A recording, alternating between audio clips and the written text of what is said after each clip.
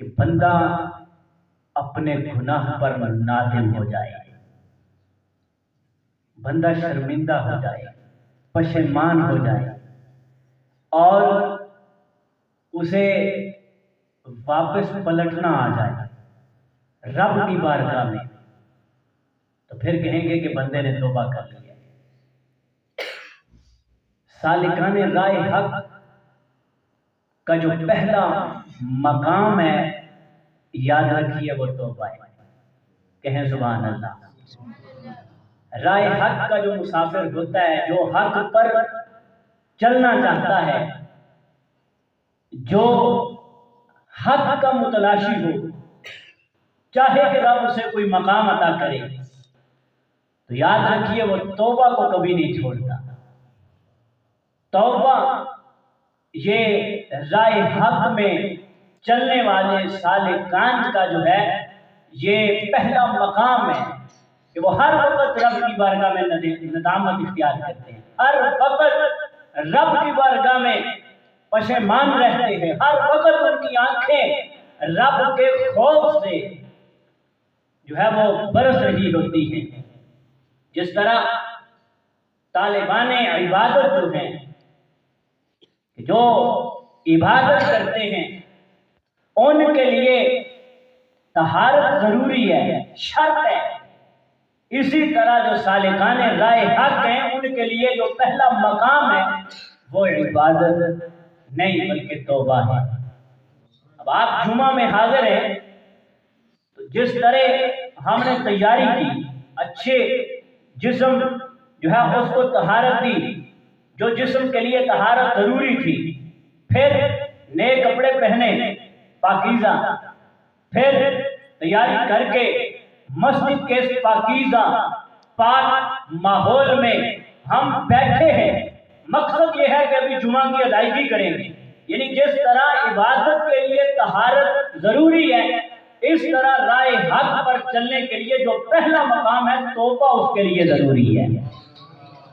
سرکار دو عالم نور مجسم شفیع معظم صلی اللہ تعالی علیہ وآلہ وصحبہ وبارک وسلم کے غلاموں، نبی رحمت صلی اللہ تعالی علیہ وآلہ وسلم نے فرمایا ما من شیء احب الی اللہ من شاب طائب او کما قال۔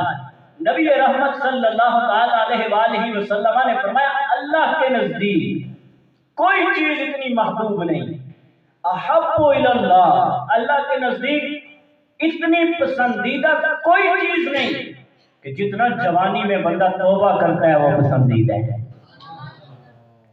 اللہ اکبر۔ داتا صاحب نے کشف الماجون شریف میں لکھا ہے کہ کسی نے عرض کی کہ یہ توبہ کیا ہے، توبہ کی علت کیا ہے، تو داتا صاحب کشف الماجون شریف میں لکھتے ہیں کہ توبہ کی جو علت ہے وہ ندامت ہے۔ اور آپ کہیں گے یہ کیسے؟ اس پر سید عالم نور مجسم شفیع معظم صلی اللہ تعالی علیہ وسلم کی حدیث پاک ہے۔ نبی رحمت صلی اللہ تعالی علیہ وسلم نے فرمایا ندامت اور شرمندگی کا نام توبہ ہے۔ بندہ اپنے گناہوں پہ نادم ہو جائے، بندہ اپنے گناہوں پہ شرمندہ ہو جائے، تو فرمایا یہی تو توبہ ہے کہ بندہ ندامت اختیار کر گیا، شرمندہ ہو گیا کہ میں نے یہ پاپ کیے ہیں، میں نے یہ گناہ کیے ہیں۔ بس توبہ کے لیے یہ ضروری نہیں کہ بندہ جو ہے وہ کسی خاص جگہ پہ جائے، کسی خاص چیز کا اہتمام کرے، نہ گھر کے دروازے بند بھی ہوں، کوئی دیکھنے والا نہ ہو، پھر اگر رب کی بارگاہ میں بندے کو اپنے مولا کی یاد آ جائے اور صرف اس کی آنکھوں سے ایک قطرہ رب کے خوف میں گر جائے تو یہ بھی ندامت ہے، یہ بھی توبہ ہے۔ اللہ کرے مجھے اور آپ کو حاصل ہو جائے۔ داتا صاحب لکھتے ہیں کہ پھر توبہ کی 3 شرطیں ہیں، توبہ کی 3 شرطیں ہیں۔ فرمایا پہلی چیز ایک مخالفت پر اظہار ندامت و افسوس کرے، کہ یعنی سادہ لفظوں میں آپ کے لیے آسان کروں تو یوں کہ بندے نے جو گناہ کیے ہیں ان پہ نادم ہو جائے، افسوس کرے کہ میں نے جو رب کی مخالفت کی مجھے نہیں کرنی چاہیے تھی، نماز کا وقت تھا میں نے نماز نہیں پڑھی، اور کوئی گناہ جتنے اس نے کیے ہیں ان پہ اظہار افسوس کرے تو فرمایا یہ توبہ ہے۔ سبحان اللہ تو کہتے ہیں۔ فرمایا دوسرا ترک حالت میں ذلت محسوس کرے، یہ دوسرا درجہ ہے۔ تیسرا فرمایا دوبارہ گناہ نہ کرے، یعنی توبہ کی یہ تینوں شرطیں ہیں۔ پہلی یہ ہے کہ ندامت اور شرمندگی محسوس کرے، پھر یہ ہے کہ ترک حالت پہ ذلت محسوس کرے، اور تیسرا یہ ہے کہ توبہ کے بعد ایسی توبہ کرے کہ دوبارہ گناہ کا خیال بھی دل میں نہ آئے۔